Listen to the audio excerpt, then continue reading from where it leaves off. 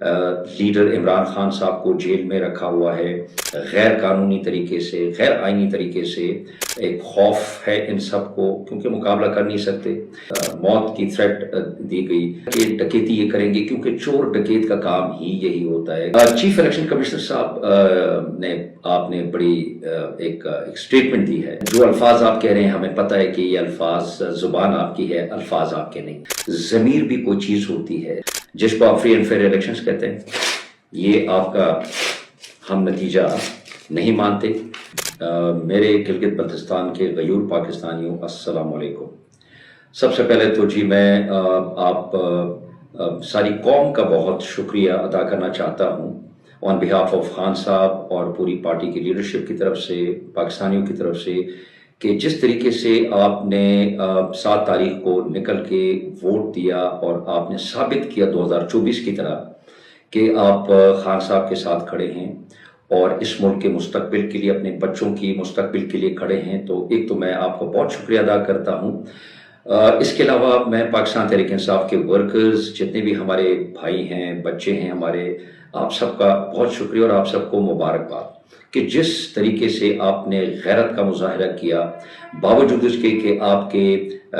Leader Imran Khan صاحب کو jail میں رکھا ہوا ہے غیر قانونی طریقے سے، غیر آئینی طریقے سے۔ ایک خوف ہے ان سب کو، کیونکہ مقابلہ کر نہیں سکتے۔ اور اس کے علاوہ خالد خورشید جس کو 34 سال قید کی گئی اور موت کی تھریٹ دی گئی، اور ان کا یہ خیال تھا کہ آپ لوگ بکھر جائیں گے، لیکن جس اتفاق، اتحاد اور غیرت کا مظاہرہ کیا آپ نے، ایک تو میں آپ کو مبارکباد پیش کرتا ہوں۔ اور سب سے اہم جو جیت ہوتی ہے وہ اخلاقیات کی ہوتی ہے، وہ آپ جیت چکے ہیں۔ الیکشن پولنگ جو 7 تاریخ کو ہوئی، قوم نے ووٹ دیا، لیکن ہم سب کو یہ پتا تھا کہ ڈکیتی یہ کریں گے، کیونکہ چور ڈکیت کا کام ہی یہی ہوتا ہے کہ وہ اپنے کام سے باز نہیں آتے۔ سو قوم کا تو شکریہ۔ چیف الیکشن کمشنر صاحب نے آپ نے بڑی ایک اسٹیٹمنٹ دی ہے کہ فری اینڈ فیئر الیکشن ہوا۔ دیکھیں، جو الفاظ آپ کہہ رہے ہیں ہمیں پتہ ہے کہ یہ الفاظ زبان آپ کی ہے، الفاظ آپ کے نہیں ہیں۔ ضمیر بھی کوئی چیز ہوتی ہے، ضمیر کی آواز اگر آپ دیکھیں تو وہ ڈیفرنٹ ہے۔ اگر فری اینڈ فیئر الیکشن یہ ہے کہ لیول پلینگ فیلڈ نہ دی جائے آپ کی طرف سے کسی کے احکامات کے اوپر، ہماری لیڈرشپ کو نہ چھوڑا جائے، ہمیں پراپر طریقے سے کمپین نہ کرنی دی جائے، پولیس گردی کی جائے، ہم NOCs کا بھی بہانہ آپ کا ختم کرنے کے لیے آپ کے پاس تشریف لاتے ہیں، ہماری لیگل ٹیم اور ہم سب، لیکن 3 NOCs ریجیکٹ کیے جاتے ہیں، اور چوتھی کی جو میں نے آفر کی تھی کہ as a citizen of Pakistan آپ کہہ لیں کہ جی جو آپ کا کانسٹیٹیوشن ہے ہم سب کا، اس کے تحت ہم لوگ ایک درخواست دے دیتے، وہ بھی نہیں ہوا۔ If this is called free and fair elections۔ پھر 7 تاریخ کو جو پوری دنیا نے دیکھا کہ جس طریقے سے پولنگ ہوئی، کہ آپ کے اگر اپنے پریزائڈنگ آفیسرز فارم 45 کے اوپر یہ لکھ کے دیں کہ جناب ایک پولنگ اسٹیشن کا لکھا گیا، ضائع پور کا لکھا گیا کہ جناب اس میں 1108 ووٹ جو ہے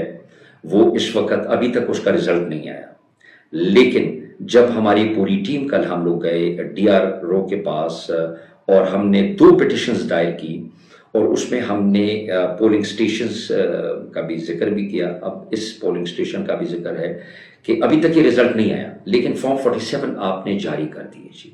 ہمیں یہ سمجھ نہیں آتی کہ کس قانون کے تحت جب یہ رزلٹ اس وقت پینڈنگ ہے۔ دوسرا جو بے قاعدگیاں کی گئی آپ کی سربراہی میں، کہ آپ کا پریزائڈنگ آفیسر لکھ کے دیتا ہے کہ جناب ناکئی پولنگ اسٹیشن کے اوپر کہ 200 ووٹ جو ہے وہ ریٹن فارم 45 کے اوپر لکھتا ہے کہ 200 ووٹ جو ہے وہ بوگس ہے۔ اس کے بعد پھر 75 ایک اور پولنگ اسٹیشن پہ ہے، اسی طرح 1 جو پولنگ اسٹیشن ہے، یہ وہ ہے جو ریکارڈ کے اوپر لائے گئے ہیں۔ جو باقی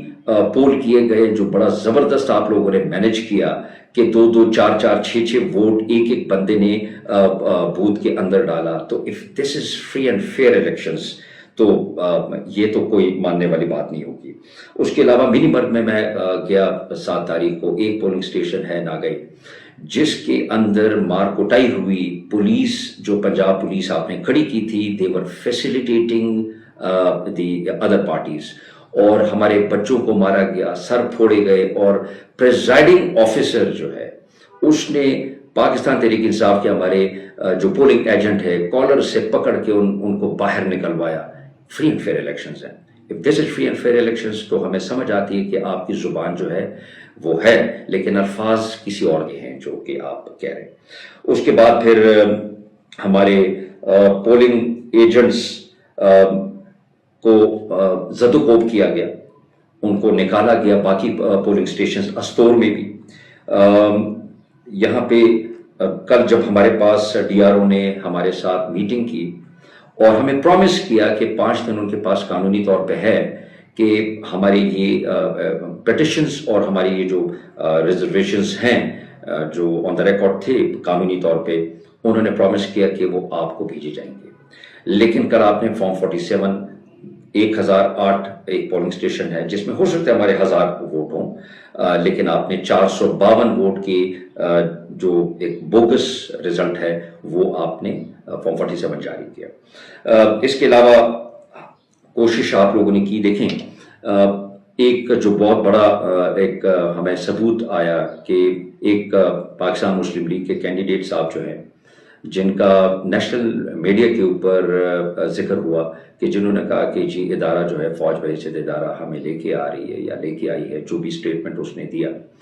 لیکن فوج ہماری فوج ہے اور فوج کے خلاف بحیثیت ادارہ ہم کسی قسم کے کوئی سٹیٹمنٹس جو ہے وہ برداشت نہیں کر سکتے۔ ہمارے لیڈر نے بھی کہا کہ فوج ہماری فوج ہے، لیکن D G S P R صاحب آپ کی خاموشی جو ہے یہ بہت بڑا سوالیہ نشان ہے ہمارے لیے، پورے پاکستان کے لیے۔ دیکھیں جب بھی اس ملک میں ادارے کو ہٹ کیا گیا وہ لوگ اقتدار میں آئے، جو لوگ انڈیویجولز کو پوائنٹ آؤٹ کرتے رہے، اٹھائے گئے، زد و کوب کیے گئے، تشدد کے نشانے بنائے گئے، تو ہمارے لیے یہ تو ایک ریڈ لائن ہے کہ پاک فوج ہماری ریڈ لائن ہے، بحیثیت ادارہ اس کو ہٹ کرنا ٹھیک نہیں ہے۔ دوسری چیز دیکھیں D G S P R صاحب، یہ جو آپ بیانیہ کرتے ہیں کہ ہمارے جو ٹولہ ہے انتشاری ٹولہ، دیکھیں اللہ کا فضل کرم ہے کہ ہماری جو یوتھ ہے، doctors, engineers, I T professionals, الحمدللہ جیسے فوج بارڈر کے اوپر حفاظت کرتی ہے اور وی فیل پراؤڈ، تو ہمارے یہ جو بچے ہیں یہ ملک کے اندر رہ کے اکانومی میں کنٹریبیوٹ کرتے ہیں اور دشمن کا مقابلہ ان ٹرمز آف اکانومی جو ہے وہ کرتے ہیں۔ سو یہ ہمارا فیوچر ہے، یہ ہمارا اثاثہ ہے، انتشاری ٹولہ نہیں ہے۔ میں خالد خورشید صاحب بہت آپ کو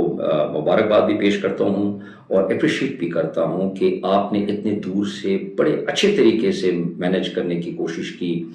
اور آپ کا جو کارکن ہے وہ ڈٹا رہا۔ جو لوگ ایک اور مستحق ہے جی بی کے جو عوام ہے، غیور عوام، انہوں نے پوری دنیا کو ایک میسج ضرور دیا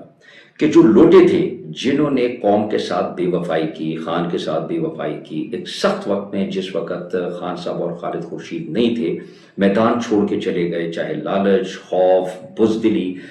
تو اس قوم نے ان لوگوں کو جو ریجیکٹ کیا وہ بہت بڑی مثال قائم کر دی، ان کا پولیٹیکل کیریئر ختم کر دیا تاکہ آئندہ کے بعد کوئی جرت نہ کر سکے کہ بزدل یہاں پہ آئندہ کے بعد ایکسیپٹیبل نہیں ہے۔ دوسری دیکھیں پیپل پارٹی اور مسلم لیگ یہ ایک سکے کے دو رخ ہیں، بڑا کلیئر ہونا چاہیے۔ انہوں نے اپنی فیملی پالیٹکس کرنی ہے، بچوں کے فیوچر دیکھنے ہیں، کس نے کب پرائم منسٹر بننا ہے، کب چیف منسٹر بننا ہے۔ ایک سکے کے دو رخ ہیں اور یہ سکہ جناب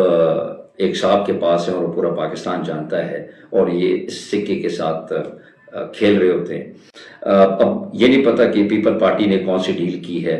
لیکن یہ دونوں ایک ہیں، ملک کا بیڑا غرق کرنے میں یہ ہے، معیشت خراب کرنے میں۔ اور دیکھیں ہمیں یاد ہے کہ جب ہمارا ریجیم چینج آپریشن ہوا تو D G I S P R صاحب اس وقت آئے اور انہوں نے کہا جی اسٹاک مارکیٹ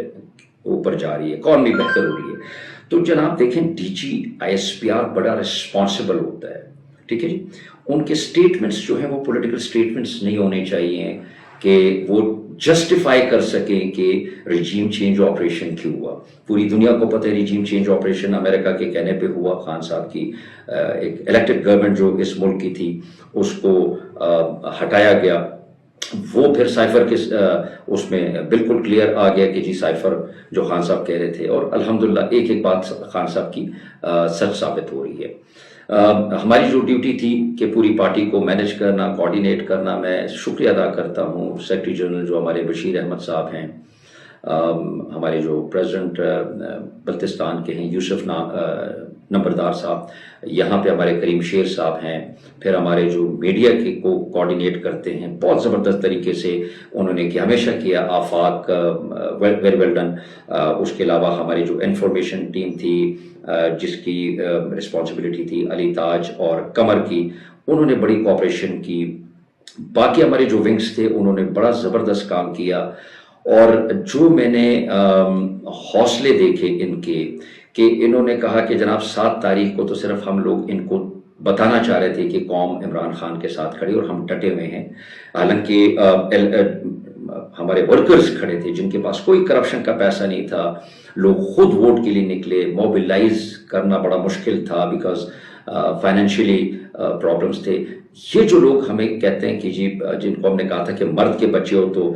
میدان میں اترو، چوڑیاں پہنے ہوئی تھی انہوں نے، اور جو قوم کا پیسہ لوٹا تھا وہ موبلائزیشن میں ان کے کام آیا، اور یہ پھر لوٹیں گے، پھر موبلائزیشن کی طرف جائیں گے۔ سو ایک سلسلہ ہے، لیکن ہماری جدوجہد ہے، اور ہماری جو پارٹی کا جو ایک سٹرکچر تھا یہاں پہ، جو ایک اتفاق اتحاد تھا، وہ بڑا زبردست بانڈ بن گیا ان لوگوں کا آپس میں، اور انہوں نے شو کیا کہ جی آپ ہمارے لیڈرز کو جو مرضی کریں، ہر بچہ ہر ورکر یہاں پہ عمران خان اور خالد خورشید ہے، انہوں نے آنکھوں میں آنکھیں ڈال کر کے ان کو ٹف ٹائم دیا۔ شروع میں انہوں نے جو چھوٹے چور ڈکیت تھے جو فارم 47 کے تھے ان کو بھیجا، لیکن جب ان کو ہم نے سرپرائز دیا اور ایک دم ایک ہائپ کریٹ ہوئی گلگت بلتستان میں، اور عوام سمندر کی طرح نکل آئی، شو کیا پوری دنیا کو کہ نہیں، ہم لوگ خان کے پیچھے کھڑے ہیں، کہ ایماندار لیڈر کے پیچھے کھڑے ہیں۔ جیسے یہ قوم غیرت مند قوم، جن کا جتنا بھی شکریہ ادا کرنا چاہیں ہم لوگ، کہ بحیثیتی قوم نے پاکستان کے ساتھ الحاق کیا۔ 2020 میں انہوں نے عمران خان کو ووٹ دیا، ایک ایماندار لیڈر کو۔ آج بھی انہوں نے ثابت کیا کہ ہم ایمانداری کے پیچھے کھڑے ہیں۔ ایک صاحب آئے تھے علیم خان صاحب، اور ان کو وہ شٹ اپ کال دی گئی کہ پوری دنیا یاد رکھے گی، وہ سمجھتے تھے کہ میں جو بلینئر ہوں، اور جو صاحب پیچھے سے ایک اشارہ ہے جو ہینڈل کر رہے تھے ان کو کہ آپ نے پیسہ انجیکٹ کرنا ہے یہاں پہ۔ پھر میں غیرت مند قوم کو کہنا چاہوں گا، پاکستانیوں کو گلگت بلتستان کے، آپ نے ان کا پیسہ ٹھوکر مار کر کے وہ کر دیا کہ ہم بکنے والے نہیں ہیں، اور آپ نے ان کو پورے پاکستان کو ایک میسج دیا۔ تو میں آپ کو دل کی گہرائیوں سے شکریہ بھی ادا کرتا ہوں، مبارکباد بھی دیتا ہوں کہ آنے والی جنریشن کو آپ نے بڑا زبردست پیغام دیا جی۔ میں پھر آخر میں کہوں گا کہ پاکستان کی خاطر ہمیں ڈیلز بھی کرنی چاہیے، ہمیں کمپرومائز بھی کرنا چاہیے۔ اگر کوئی ایشو ہے تو میں ایون جنرل آصف منیر صاحب اور جتنے ہم سٹیک ہولڈرز ہیں، ہم سب کو انا کو چھوڑ کے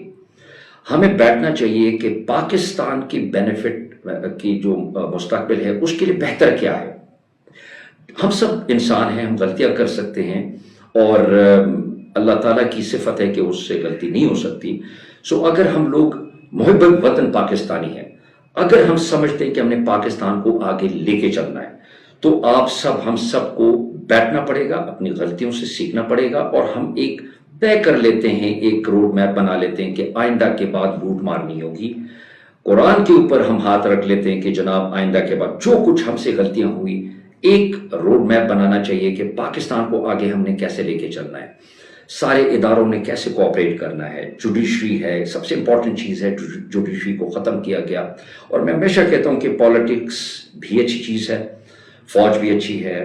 جوڈیشری، بیوروکریسی، ہمارے جتنے بھی ادارے ہیں، اداروں میں کوئی پرابلم نہیں ہوتا۔ یہ ہم انفارچونیٹلی جو بلیک شیپ یا کالی بھیڑیا ہم لوگ مختلف جگہوں پہ بیٹھے ہوتے ہیں، ہم لوگ ان سب کو کھوکھلا کرتے ہیں، سب کو نقصان پہنچاتے ہیں، جس کا نقصان اسٹیٹ کو ہوتا ہے، ریاست کو۔ سو